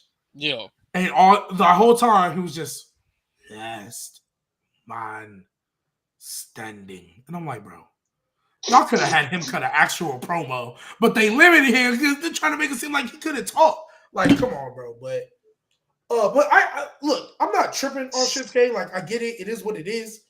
Like, I'm not even really shocked. It's just like, again, at least try. Like, if, for example, I'm gonna give a perfect example. When Pure Fusion first came up, and remember, we was like, oh, Sonya might have actually saved this group. Oh, like, who knew Sonya's what they needed? What did they do the next week? Lost. Yeah, they lost relatively quickly. Like, you're not even trying at that point. You killed them right Damn, there. that sounds like Bobby Street Profits when Carlito soloed them. Bro, yes, like, bro. Wait, what he say? What he say? When Carlito soloed the Pride? Yeah, shut up. But even then, that's my brother, man. But even with that, I was like, okay, this is gonna make the Street Profits actually be heel. And what did they do? What you mean? They feuded. Oh my gosh! What you mean? I hate that so much. They feuded with Final Testament, bro. What you mean? The goat. And They feuded with the everybody in goat. that faction outside of Scarlet and Karrion Kross is now going. Hey, I That's love crazy, the Karrion Kross praise, man. Keep it going, bro. Hell yeah. I was on the Go ahead. front Are you a lines Karrion defending Kross this believer man. now, Trent? Come I'm on, still bro. not Lie fucking- right Join now, us. Trent. Join us. Lie. Join us. Lie. Join us. I'm not. And you know I've been defending Karrion Look, Kross. I've been I'm defending been him since defending he him. was re-signed back with a company. look, Word, look, word. This is what I'll I've been- say. They are doing a way better job. So I'll give y'all that. I'm he's still not hooked and believe. I'm 50-50 though. But wait, he's been doing the same thing since he got back. He's the heel maker. No. I feel like it's Nah, all right. So when he Everybody he's feud with since he came back has turned heel. all right, so when he feuds I'm with, saying, that's what I'm saying. It's adding up, when though. he feuds It's with adding Cody, up. don't say nothing. When he feuds with Cody, don't say Bro, nothing. he about to get Sammy. After he get- Sammy's done with Kevin, Sammy's turning heel. I mean, hey. And when this draft comes and He said he gets change his the hands name on to Cody, NPC. bro, don't say nothing. When he feuds with Cody and with Yo, he this said draft shit, change Bro. the name to NPC. feud with Cody, bro. Homelander. That's I'm crazy. telling you. Free Cody. No, Free Karrion gonna Free feud with Cody. Cody gonna beat him. Then Cody No, gonna lose to he's Drew, not- he's and not it's gonna gonna start feud- the heel. He's not gonna feud with Cody. He's just gonna have a It's couple. just gonna be in his backstage ear. segments. He's gonna He's have a gonna he's gonna have talk a in his ear. conversation. He's just gonna talk to him. Like what the Miz did with Cody Rhodes should have been Karrion Kross. Hey, wait, you know who Karrion What Kross the Miz is? did with Karrion Kross? Hey, you know who Karrion Kross is? Y'all know that guy? Y'all know that meme where the guy's standing there like, hold on, where the guy's standing there like this? That's Karrion in the back. Like he's just looking Oh, you talking about the suit on? Yeah, with the suit on, you know what I'm talking about? With the whole dude with the glass? Hold on, let me try to Bro, find it. bro. That's speaking about- Karrion, bro. He's Speaking scoping the about comp. stuff, bro, and because I know we talked about what happened with Carmelo Hayes, and I kind of knew this was going to happen, but can we talk about the Wyatt Six? And it's not going to go anywhere. Bro. I Is this tried full of to jabronis? people that. Whoa. I'm Wait, not. wait, what? I tried. Wait, what did you say? What did you say? I said, can we talk about the Wyatt Six not working out because it's mad jabronis on That's the their roster? fault. That's Triple H's I feel like fault. they sold it. They were I feel like they sold it, but it's like, bro, that loss to Final Testament and the fact they didn't get their lick back. Triple H, you fucking fraud. You I fucking couldn't fraud. find. I couldn't You find fucking the meme. fraud. I couldn't find the meme, but this is this is way better than what the fuck I was trying to find. So aren't they still supposed Here's to be what the- feuding with the Miz though?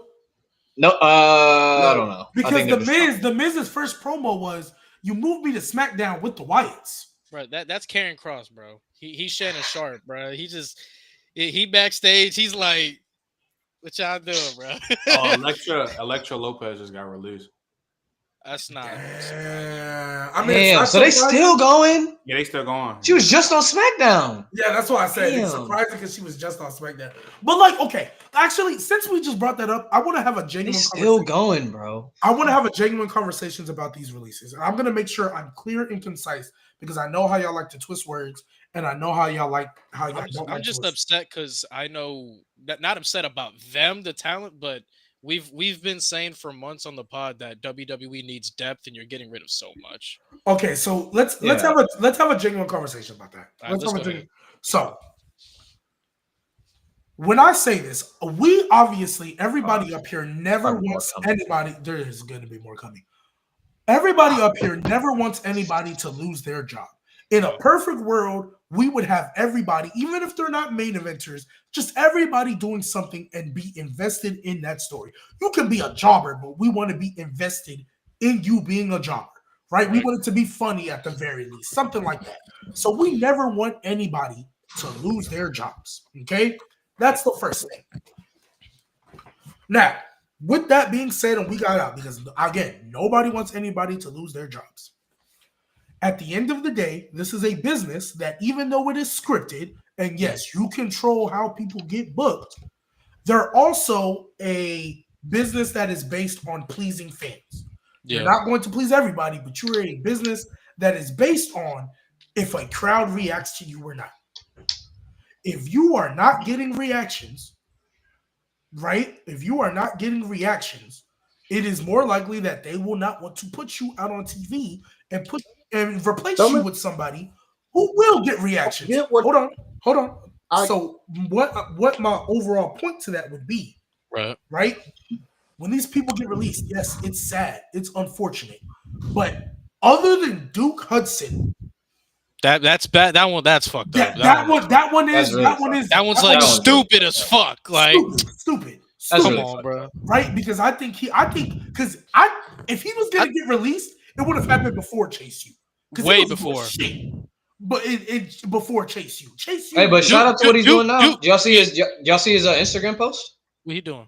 He's got a little series of like wrestling with identity. It's like it's him basically like he's trying to get out like it's him in black versus him in white, and he's interviewing himself, and he's trying to get him in black is trying to get him in white to kind of like say all this shit about WWE, like, oh, like you must feel like terrible about it. And he's like, well, I can still feel happy for people and still feel bad for myself. It's really good. It's really good, and I honestly hope. I gotta be on that. And shout out to Duke Hudson for that. But other than Duke Hudson, if I'm not mistaken, right, Sonya got released. Pure Fusion Collective. We know how we feel about them on this show. Blair got released, even though it's unfortunate. Hold on, let him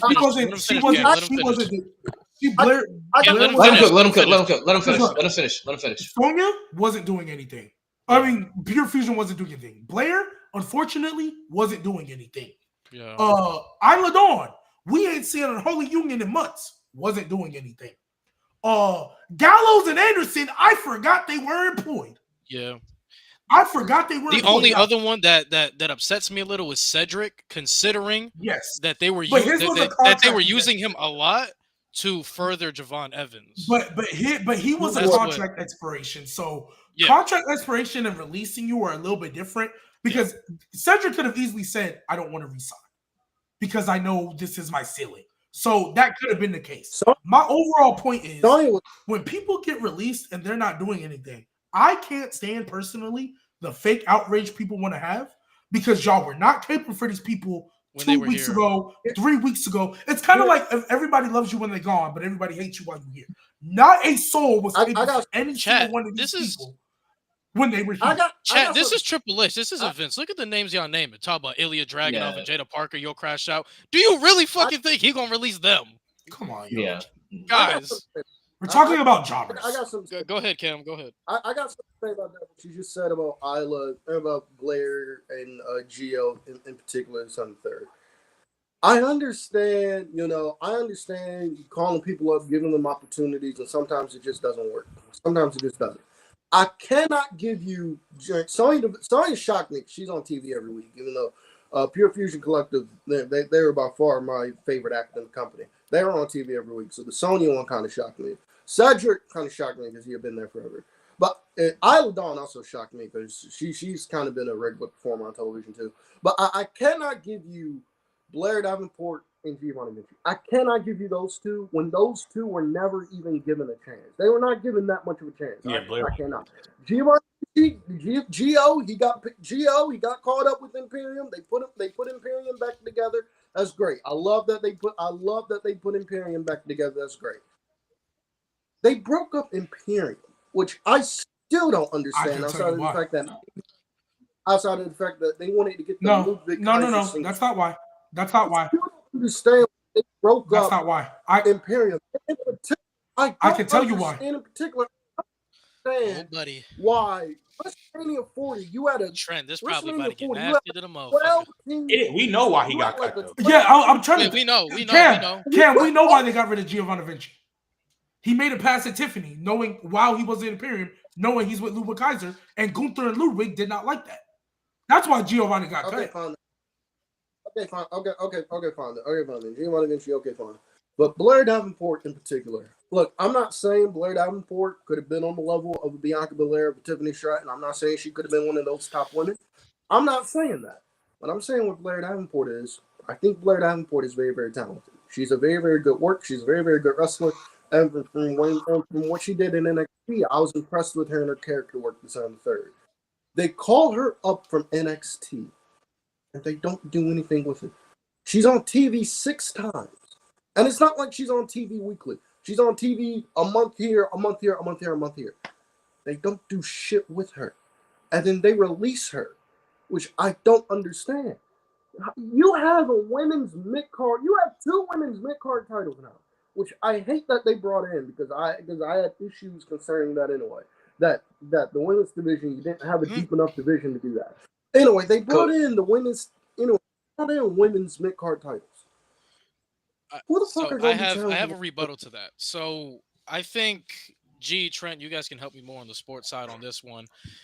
It's very similar to just to the draft. Like you have to cut people because you see there's better potential to fill in those roles. So with Blair, it's they're looking at Blair. They're like, okay, Blair might be solid, but when you look at the talent in NXT that you have, like for example, right when the I know there was a lot of trouble with Stephon Diggs and the Then Vikings, don't. but when they traded Diggs, they got Then Justin don't. Jefferson because they saw potential that he could potentially fill that spot.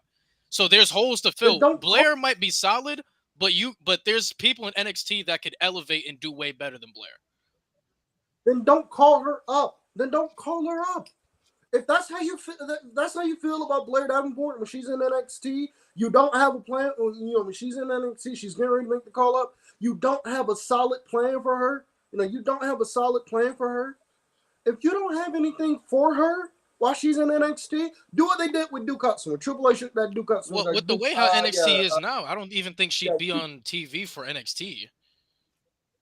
But again, if you don't have anything for these women, let them go. If you don't have anything for these women, don't call them up. I'm tired of people getting called up from NXT without having a solid plan. I'm tired of it. Blair Davenport, again, I'm not saying Blair Davenport could have been on the level of could have been on the level of Rhea Ripley, Becky Lynch. I'm not saying that. But the fact that you have 2 women's mid-card titles now. Yeah, I'm not gonna lie. At least I see you can't like she didn't even get a chance, bro. Like No, I understand. I understand she didn't get a chance, but she was never. But my thing is, right, is at the time, because people keep talking about the NXT Women's North American title, that was nowhere near in sight when Blair was there. My thing is, in that time frame, she plateaued in NXT. There was nothing else she can do. She wasn't winning the women's championship. She feuded with all the people that she had a feud with. So I understand why they called her up. I understand that sometimes people get called up without a plan. I hate it, but it is what it is. Sometimes you have to get rid of people to make space for the next person. Like when Blair was space for fucking Julia, Stephanie, and Zarya and all these other women that are coming in. Like she's part of that space. So I understand, but it's a lose-lose situation because you can't keep people in NXT for however long you want to keep them there. You can't, because you still have a whole class you have to develop. Like it is what that's the unfortunate thing with NXT. Blair, when she was there, already plateaued. She won the Iron Survivor challenge. She got her shot, and that was that. She wasn't winning. And I know people keep talking about the North American Championship, but it was nowhere near. She was like it wasn't made. So that got caught up a month. That got created a month before she got caught up, though. Did what? Who? Yeah. What got created? That NXT North American Women's Championship got created a month before she got caught up. I mean, she got all right, but even then, all right. So I'll give you that. But even then, looking at that landscape with because that was used to elevate a bunch. Yeah, it's used to like they're looking at the superstars that they're building for their future that they saw, and it's very clear that we saw Kalani Jordan is a major part of what they're trying to build. So Ruka is a major part of what they're trying to build. So they're looking at that. It's very clear that Blair wasn't somebody that they were gonna truly invest in. So I understand people's frustrations, but we can look in NXT right now who WWE wants to invest in and who they don't. We know who's a body and who's not a body. Again, I don't understand. Again, I get what you're coming from. I do. But some people are just there for depth, and they just don't need her depth anymore. Well, I mean, they gotta use the depth. I will agree that they actually have to use the depth. I agree. That's why I say, like, for example, I'm what's it called? I was upset that and sorry, real quick, chat. I'm sorry. I have your super chats pinned. We're gonna get to it. I was trying to let the conversation flow, but I feel like yes, once you bring them up, you actually have to use the depth. I will agree with that. Right, I agree. But we can argue all about what they should have done and what they could have done. But if we just talk about what is, they didn't release anybody other than Duke and Sonya to an extent. They didn't really release anybody that was really. And I don't want to. It sounds so harsh when you say it out loud, but like realistically, what were they? They didn't really release anybody other than them two I named that was actually doing something, that was actually contributing, adding. Like, let me say that now. You can argue whether or not they should or shouldn't. We can do all that. We can do all that for everybody. There's a bunch of people that left the company that are still in the company shoot. How long was I a Finn Balor advocate? I can argue all day about what they should have done. I agree. But it is what it is. What you are right now. But again, nobody wants them to lose their job. We can argue about what they should have done, who they should have called up, how they should have handled them. But them getting released and the fake outrage that I see about it when y'all didn't give two shits about them 2 weeks ago. At the end of the day, I think everybody that got released, I think they'll be fine. I think they won't have an issue. I think everybody's fine. Once you have WWE attached to your name, you'll be all right. In particular with Blair Davenport, here's my pitch. And I know a lot of people don't like this, but I really don't care. Blair Davenport, you got two friends over there in AEW that love you, and Tony Storm and Jamie Hayter. That women's division, I don't think she could be a future AEW Women's Champion or anything, but I think she could be a solid contributor on that roster. If I'm Tony Khan, I would give her a call. And Jamie Hayter hasn't been doing shit on TV since she got back. Maybe you can do Bea Priestley and Jamie Hayter. Again, the two of them, they are legit best friends. The one thing that might kind of derail that is Will Ospreay, because obviously Bea Priestley and Will Ospreay used to be an item. I don't know how things ended between the two of them. I don't know if they're cordial. I don't know if they're cordial with each other, comfortable being in the same room or together. What? I don't know what the case is there. But if they are, if I'm Tony Khan, I would give her a call because I think she could help out with the women's division. And again, Jamie Hayter has been doing a whole lot of nothing. I would like to see a Bea Priestley Jamie Hayter feud. They're best friends, work together all. They're best friends. If I'm being honest, if I'm being 100% honest, I don't know if AEW is the first person I'd answer. And the reason why, I was about to say, I'm going to TNA. And here's why. And it's not even just about the partnership because you could still, like the fact they have a partnership actually kind of works out because you might get released, but like you can still kind of get that little WWE rub. Here's the thing though, when it comes to AEW, right? When it comes to the women's division, at one point, Thunder Rosa was their biggest star. What is she doing? At one point, Jamie Hayter was their biggest star. What is she doing? At one point, Britt Baker was the face of that division. It's Cam's favorite woman, by the way. What is she doing? They don't know how to sustain somebody's heat. Willow Nightingale was once had so much momentum. What is she doing? Who else that what's it called? I mean, y'all already know how I feel about that pandemic merchant, Hikaru Shida. Y'all already know how I feel about her. You called her a pandemic merchant. Bro, she's a 3-time AEW Women's World Champion. For what? Bro, you gotta be Anyway, yeah, she's definitely a pandemic merchant. That's a clip and a half. You're gonna make a mad with that one. I mean, she is. I mean, all her best work was during that, and that's when Britt Baker wasn't not there. Even on TV. So they kind of you got hot, boom. The only person that they have somehow managed to consistently keep relevant is Mariah May, Tony Storm, and Mercedes No Pop Monet. Jesus Christ! Those are the only 3 people they have managed to keep relevant because Mercedes, she went on a stretch of like 5 straight like elite matches. I'm gonna give her that. She's doing big good work.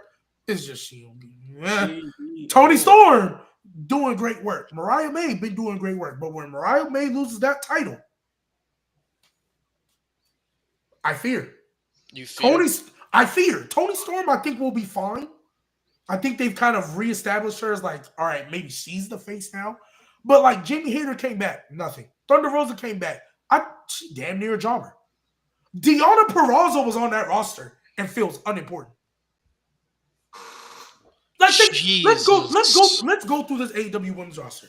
Yeah, Mariah May, Tony Storm, Mercedes Moné, Deonna Purrazzo, Thunder Rosa, Jamie Hayter, Britt Baker, Willow. Chris Statlander, Willow Nightingale.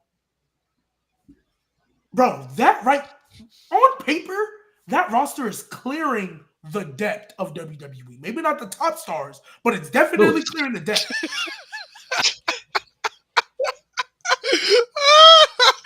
Hey, check your phone, G. Check your phone. Hey, boy.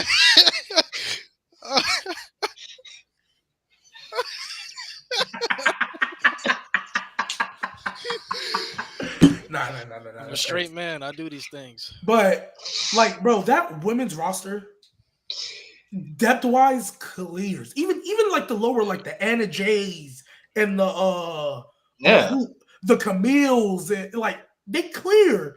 But once you kind of have your little run and you lose the title match, you're just kind of forgotten about.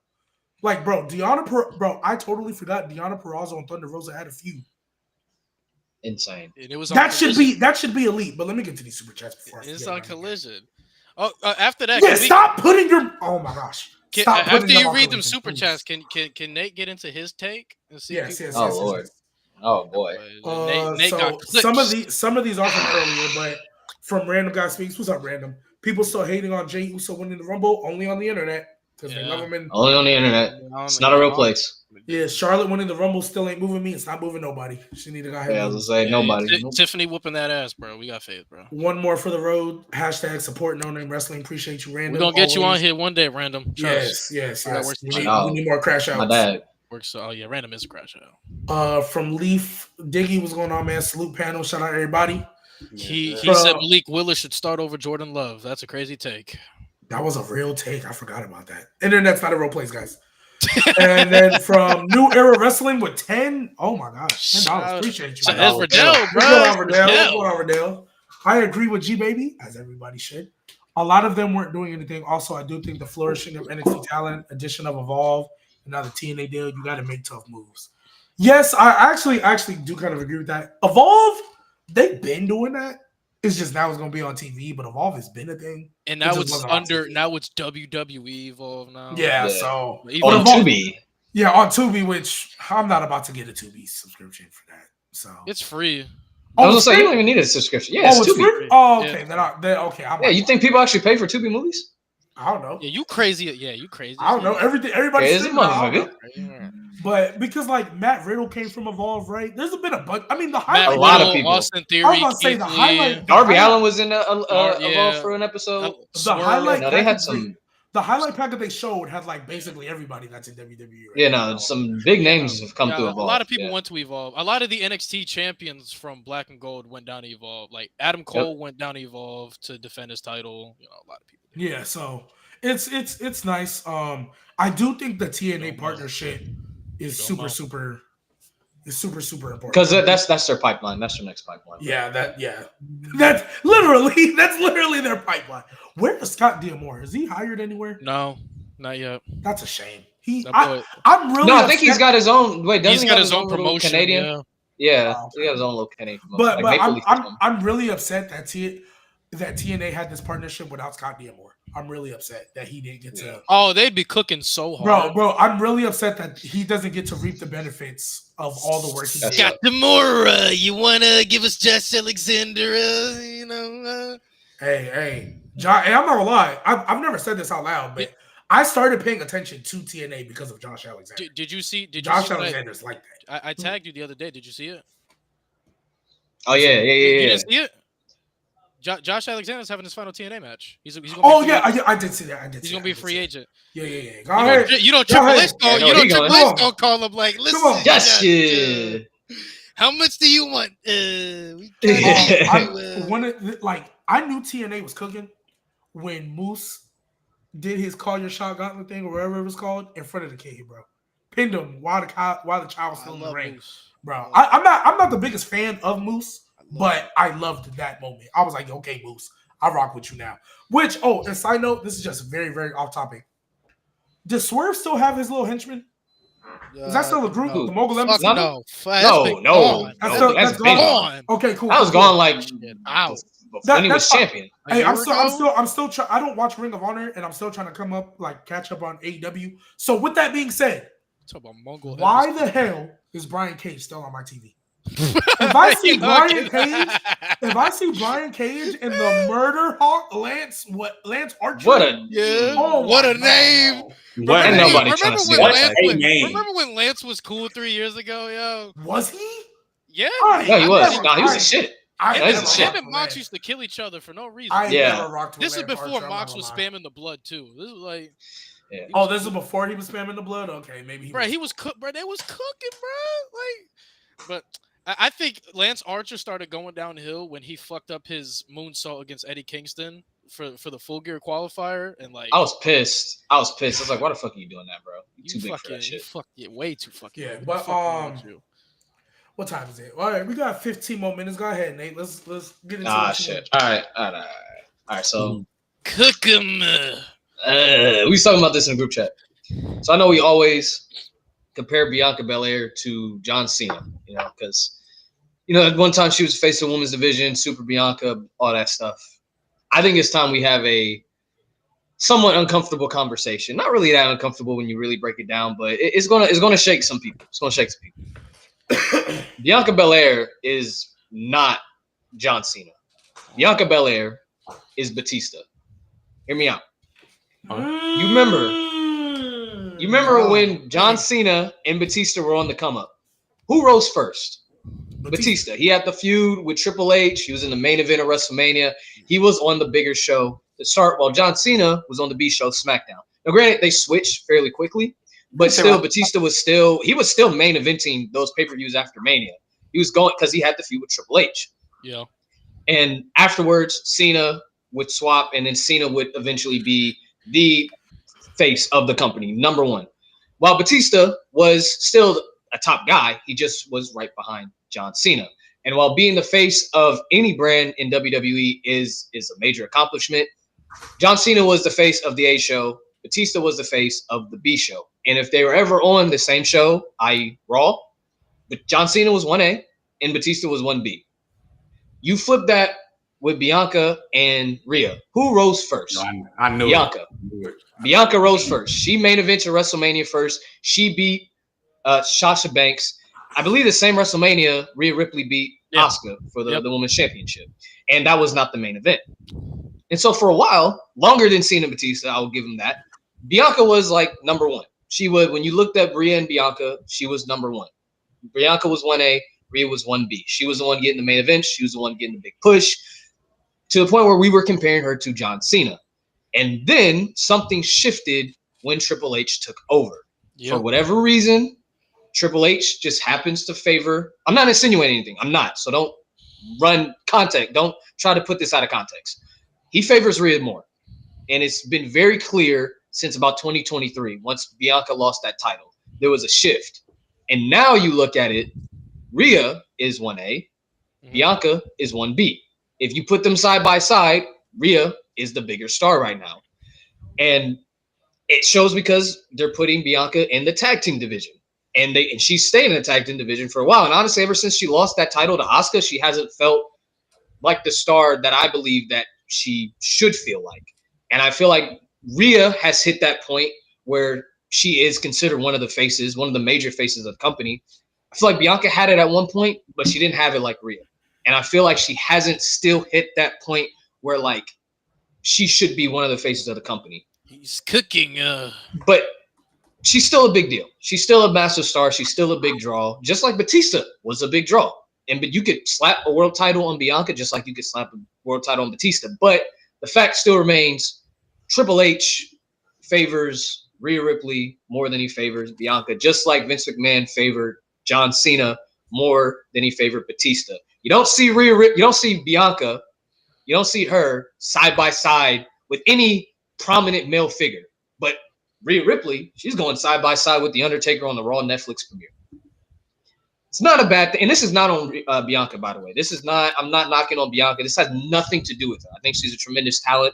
And I think the position she's in is a position that most envy. And like her counterparts probably would love to be in her position. I'm just saying she's right behind Rhea. She's right behind Rhea. Nothing to do with Bianca. Everything to do with Triple H and who he favors. He's cooking. Yeah, it's not crazy. It's not crazy. I knew where you was going on this. As soon as you said that, I was like, yeah. But I also feel like for some odd reason, people forget who the fuck Bianca is, and I just can't wait until she gets a world title again because people have been talking crazy on her name, dog. What they been saying? Because I don't know. I haven't bro, seen people, bro, people just people think now it's just like there's there's just this gap between her and Rhea. Because she's not doing anything. Because I don't know what's going on. That's what I'm saying. Jade. I can't wait until Bianca Well, gets. I don't know what's going on with Jade, but I thought this was supposed to be the heel turn for Bianca. That's what I thought. That's what I thought we were getting ready for. Oh my God, Nate! Let's talk about it too, bro. Well, I don't know what's going on with Jade. I don't know if it's fumbling or not. I don't know if Jade's like recovering. I don't know if Jade actually got hurt and like it just took a little minute to her to get back because they haven't mentioned it on TV for a minute. It was like a whole thing. Oh, who attacked Jade? Who attacked Jade? And they brought it up for a minute. So I don't know. I don't know what's going on. There's no reports on it, so I really can't say. But what it seems like, just from my eye, Jade was actually injured, and it took her a little bit longer than they initially thought to come back. That's why they haven't mentioned it. So where Jade is, Nate, we also talked about this, and we agree. With the addition of holding people accountable, we have to hold Jade accountable. And it's 50-50. It's one, the way how they were presenting Jade, like when she got signed, they made it seem like it was huge box office. Like she just got signed. This is a huge steal. This is generational. The way that they portrayed her, they portrayed her like she's supposed to be a generational talent. All this shit, the way they're portraying her, they have not been holding up on their end. Also with Jade Cargill, she knew the expectation when she was signed. I also want to hold her accountable on that. You knew what the expectation was when you got signed, and you knew what WWE was trying to push you to be. And for you to consistently have these tag matches where they're 13 minutes long and Bianca's in it for 11 of the fucking 13 minutes and you come in and you clean up, that's not meeting expectations. And Mo has said it time and time again. It's time that we stop holding Jade Cargill's hand and have her learn in fucking singles matches and try to at least develop her the right way. Jade Cargill needs to be held accountable because she has not lived up to expectations. I gave her a pass when she signed because she only worked like 60 matches in 3 years in AEW. That's not a lot. On WWE schedule, you're working over 100 every like a year if you're at least in the mid-card level. You know what I mean? So I gave her a pass for AEW, but now it's been over a year. And I understand you haven't been on TV these past couple months, but every time you've been on TV, you've been stinking up the joint. We try to give you pass. I can't even say you're new anymore. You got like 6 years in the biz, right? Oh, not 6 years. You got like 4 years in the biz 5. now. About to be 5. So I'm not even gonna say you're new anymore. Like I can't do that. She has not been good. She needs to be held accountable for not being good, but WWE also needs to be held accountable for trying to put somebody in the They need to be held limelight. more accountable. They need to be held more accountable for what they were trying to do. Way more accountable. Way more, because they're trying to push her like this generational figure, and she's not. Can she? When she hones her craft, yeah, but not starting her on NXT, you fumbled her. Immediately, you fumbled her. Facts. And she has not developed the way we thought she could develop. You know what I was just thinking? I'm sorry. Go ahead. Go ahead, G. I'll let you. Well, I was just thinking about it right now. Where's Cam? I saw. I don't know, but you know what I just realized, low key. Because even though I'm not the biggest fan of this person, I think they've been doing good work. I'm just not the biggest fan. Jade Cargill, not presentation wise, but like just in ring wise and all that. Everybody, or how do I word this? What everybody thought Jade Cargill would be is what Lash Legend is. Exactly. You know why? You know why? Because they actually let her develop in NXT. Oh my God, a crazy idea. Someone with very little to no wrestling experience developing in developmental. Oh my God. That seems like, and they're actually good? Oh my God, maybe we should have sent Jade Cargill to NXT so she can develop properly instead of having her trying to replace Bianca Belair, an actual generational talent. And you know what it is? And you know what it is, He's Nate? cooking. And Nate, you know what it is? This is where that stubbornness of Triple H comes in. Mm-hmm. He let the we took yours. I think Triple H said, you know what, AEW, we're gonna take this star that y'all fumbled, we're gonna make her even bigger. That's what they said. Cook. And he should have just swallowed his pride, because if Jordan Grace is going to NXT, if Julia and Stephanie Vaquer or going to NXT, Jay damn sure could have won. But my thing is, right, you don't like I'm not rebuttaling anything you're saying. My thing is though, is the stubbornness with Triple H. You don't have to flip her to be this generational. Like we see she has that potential like physique wise. We see it. But starting off NXT is not a bad thing. And you've already turned AEW's trash into gold. AEW already got that message. They got that message with Ethan Page. He was NXT champion by the second fucking month. You already got that message across with Lexis King, who's North a American solid Star, mid-carder now. You got Heritage that Cup message Series. across. Yeah. You got that message across with Thea fucking Hale. You got that message across with Fallon Henley. Like, you took a lot of AEW's trash that they were riding on elevation for the most part, and you've already proved your point. Now you're fumbling the biggest point you could have made. And it's louder. It's so loud, bro. It's so ass. It's so ass. And now you can't put her in NXT because there's too many women in NXT. And plus, there's too many women that are better. So with Jade Cargill, Nate, you said it. You probably might be afraid to say it live, but I won't. Like, she's gonna end up being released. It's gonna be one of the biggest. I don't think she'll be released. Not now. Not now. If she don't meet expectations in like 2 to 3 years, she's gonna. And now this is what I want to say. This is what I want to say. I'm gonna say she's gonna this. be on some Gable Stevenson shit. You said Jade? And if she don't meet expectations, yo, you're no. 2 to 3 years, if she don't meet expectations, she's gone. This is what I'm saying. This is what I want to bring up. She's gone. How this is very unfair to Jade. This is the whole premise of my argument. This is very unfair to Jade Cargill because when you are in a company like the WWE, and we've seen it with Gable Stevenson, we've seen it with Parker Boudreaux. They put the highest of expectations because they want you to fill shoes, whether it's of a Kurt Angle, whether if it's a Brock Lesnar, or whether it's a Bianca Belair. And what is not fair, Gable Stevenson, he can go fuck himself. But with Parker Boudreaux, they wanted him to be the next Brock Lesnar. These niggas wanted him in the Judgment Day. But because he wasn't progressing to the level of a Brock Lesnar to the next big thing, he got fired. They said, get out of here. And that is very unfair. And that is very unfair for Jade Cargill, for you to put these expectations. Oh, you're going to be the next Bianca Belair. Bianca Belair, who's someone who hasn't even freaking hit her prime yet. Someone who hasn't even been hit where I think she can hit and be the biggest fucking woman on the planet. Someone I think hasn't hit that stride yet, and you're already trying to replace her. It is very unfair because if she does not develop to those standards, WWE has a very bad habit. I'm not saying they'll do it, and I don't want them to do it, but they have a very bad habit of wiping their hands clean of people who don't meet the expectations that they want to bring, that they have for them. That's what I'm saying with Jade. That I've been with y'all as the biggest Jade supporters, but I'm also understanding the position that she's in. If she does not meet these expectations that WWE is trying to invest into her, there's literally no point in keeping her around. That's because of how they've been portraying her. Now, if she would start off in NXT and letting her develop her own way, different fucking story. But it's the fact that when she was immediately signed, you posted all over your social media, Jade Cargill is signed. You posted on so many of the global news networks around the world, Jade Cargill was signed. So immediately you try to push her as this untapped box office attraction.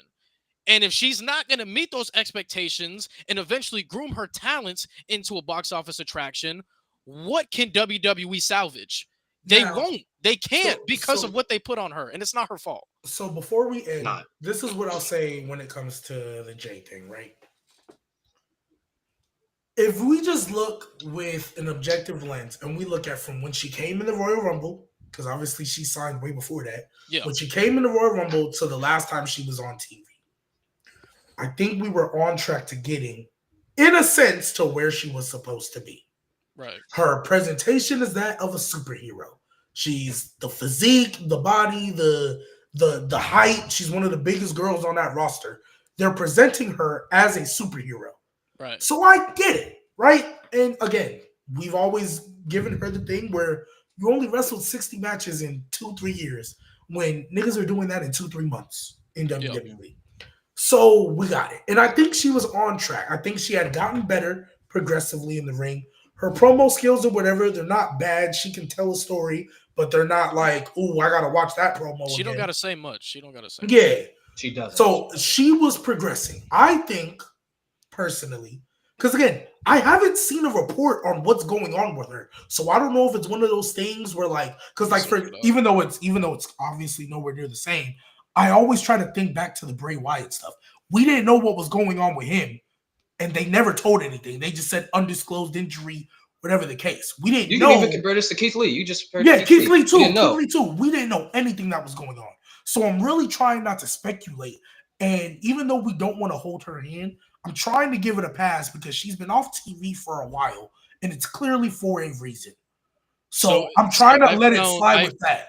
But I found that it was a serious injury, and that this was reported 4 days ago, that Jade Cargill in December was dealing with a serious, legitimate injury, and she's been at the Performance Center ever since to get cleared as soon as possible.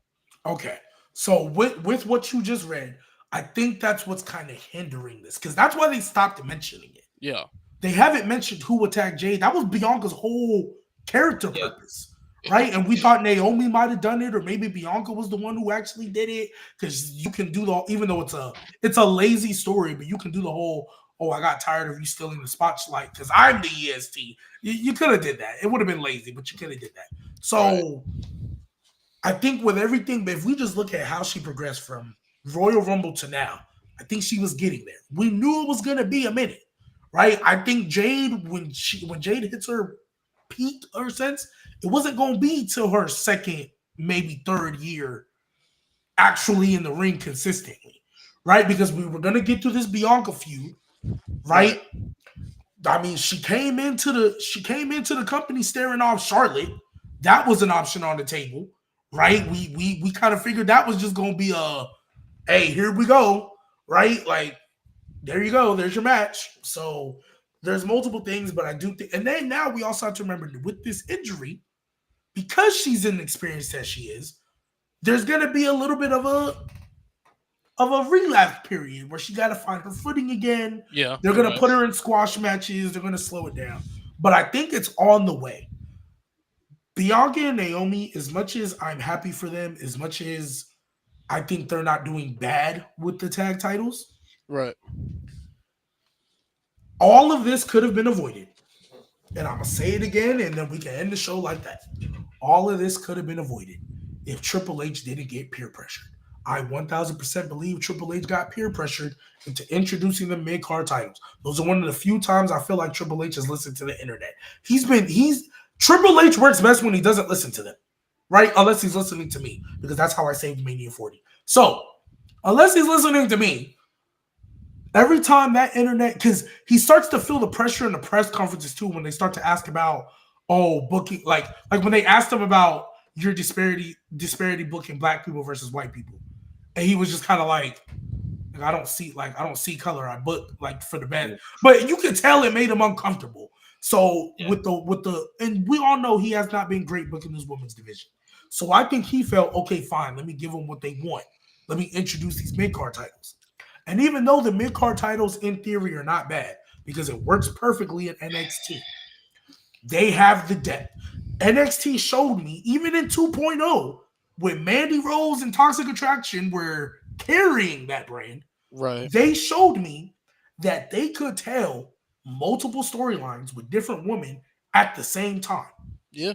And all of them feel credible, even the people who were losing. Right? There was a period, bro. There was a period. We had Roxanne with whatever she was doing. We had Fallon Henley with Lola Vice. It was Lola Vice and Jada Parker, right? We had Toxic Attraction doing what they was doing. We had Kalani Jordan doing what she was doing. There was like 6-7 feud. If they ever wanted to bring back an Evolution, I would tell you to send it to NXT. Hell yeah. I would tell you to send it to NXT. They had a 10-women tag match, main event an NXT show, and all of those 10 women in there all had different feuds. G, Trent, is it fair to say that in terms of hype, that Jade Cargill, just in terms of hype, not how the career is going so far, that just in terms of hype, that Jade Cargill is your Davion Clowney? Coming into the league. Okay. I'm not talking about how Clowney's career played out. No. He might have cooked. I'm not talking about how the career played out. I'm just talking about because Davion Clowney, bro, was supposed to my thing be is, y'all think Jade Cargill got Davion Clowney hype? When she was signed, yes. When she yes, was signed, yes, yeah. I mean, yeah, it was Yes, I'm just yes, talking about when yes, they were yes. coming into the league. I ain't talking about the career played out. You know. Yeah, because Jay Cargill still got hot. Jadavion Clowney, that nigga. But no, when she came out, I'm not gonna lie, it might be. Yeah, you're right. It might Is be it Jadavion, bro. Jadeveon Clowney? It might Yes. be Jadavion, Yo, bro. you know. Is it Jadeveon? It might be Jadavion, bro. I'm not gonna lie. Trevor Lawrence. No.